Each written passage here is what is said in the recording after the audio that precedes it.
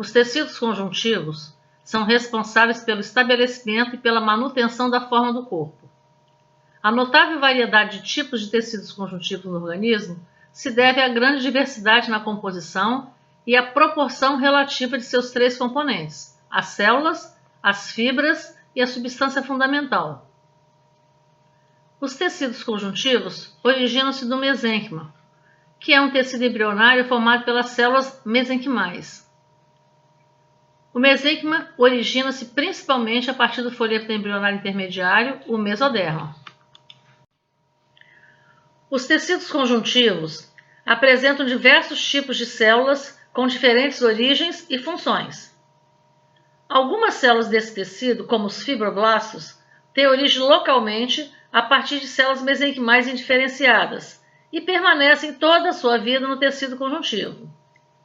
Outras, como mastócitos, macrófagos e plasmócitos, originam-se de células-tronco hemocitopoéticas da medula óssea, circulam no sangue e se movem para o tecido conjuntivo, no qual executam suas funções. Os leucócitos também se originam na medula óssea e, em geral, migram para o tecido conjuntivo, onde residem por poucos dias. Os fibroblastos sintetizam a proteína colágeno e a elastina, além de glicosaminoglicanas, proteoglicanas e glicoproteínas, que farão parte da matriz extracelular. Essas células também produzem os fatores de crescimento que controlam a proliferação e a diferenciação celular. Os fibroblastos são as células mais comuns no tecido conjuntivo. As células com intensa atividade de síntese são denominadas fibroblastos, enquanto as metabolicamente quiescentes, em repouso, são conhecidas como fibrócitos. Os fibroblastos contêm citoplasma abundante, com muitos prolongamentos. Seu núcleo é ovoide, grande e fracamente corado, com cromatina fina e nucleolo proeminente. O citoplasma é basófilo graças à riqueza em retículo endoplasmático granuloso e o complexo de Golgi é muito desenvolvido. Os fibrócitos são menores e mais delgados do que os fibroblastos e tendem a um aspecto fusiforme. Apresentam poucos prolongamentos citoplasmáticos e o núcleo é menor, mais escuro e mais alongado que o dos fibroblastos. Seu citoplasma tem pouca quantidade de retículo endoplasmático granuloso e o complexo de Golgi também é menos desenvolvido.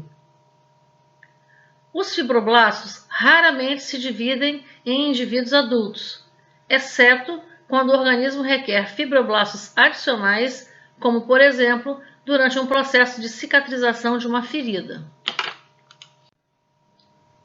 Os macrófagos derivam de células precursoras da medula óssea, as quais se dividem produzindo os monócitos, que circulam no sangue.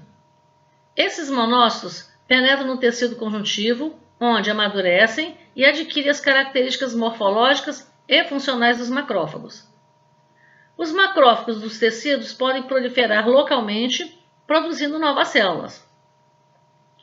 Ao microscópio eletrônico, os macrófagos são caracterizados por apresentarem uma superfície irregular, o que define sua grande atividade de pinocitose e fagocitose.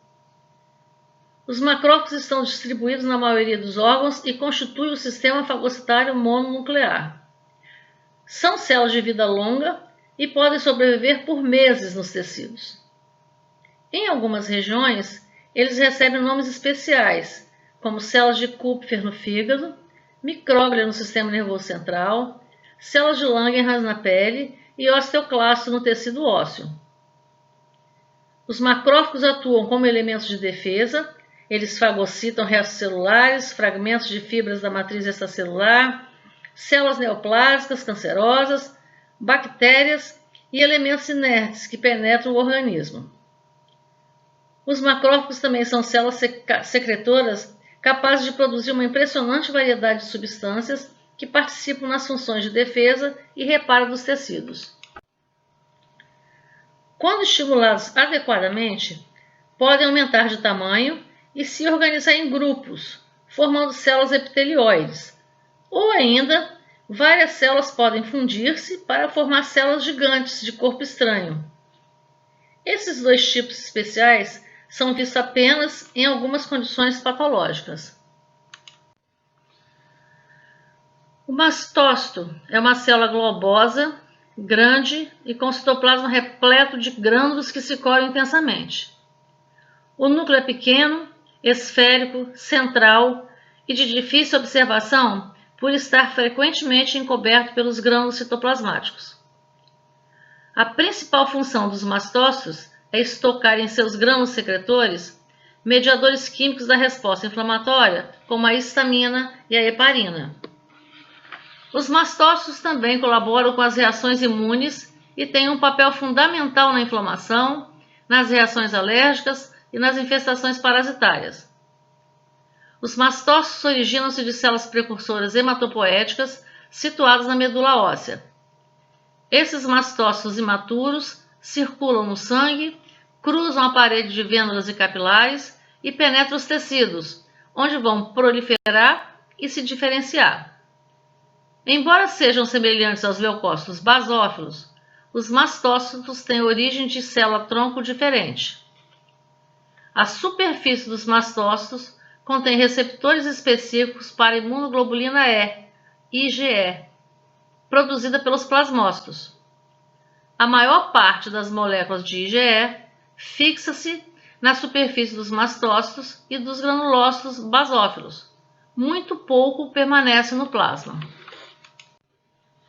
Os plasmócitos são células grandes e ovoides, com um citoplasma basófilo que reflete sua riqueza em retículo endoplasmático granuloso. O complexo de Golgi e os centríolos localizam-se em uma região próxima ao núcleo, a qual aparece pouco corada nas preparações histológicas rotineiras. O núcleo dos plasmócitos é esférico e excêntrico e contém grumos de cromatina que se alternam regularmente com áreas claras, em um arranjo que lembra raios de uma roda de carroça. Os plasmócitos são pouco numerosos no tecido conjuntivo normal, exceto nos locais sujeitos à penetração de bactérias e proteínas estranhas, como a mucosa intestinal. Os plasmócitos são células derivadas dos linfócitos B e responsáveis pela síntese de anticorpos. Anticorpos são glicoproteínas da família das imunoglobulinas, produzidas em resposta a moléculas estranhas ao organismo, os antígenos. Cada anticorpo formado é específico para o antígeno que provocou sua formação e se combina especificamente com o mesmo, embora algumas vezes possa combinar-se com outro antígeno que tenha configuração molecular muito semelhante.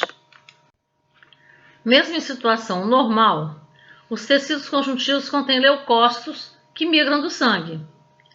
Os leucócitos não retornam ao sangue depois de terem residido no tecido conjuntivo, com exceção dos linfócitos, que circulam continuamente em vários compartimentos do corpo. Células adiposas são células do tecido conjuntivo que se tornaram especializadas no armazenamento de energia, na forma de triglicerídeos, que são gorduras neutras.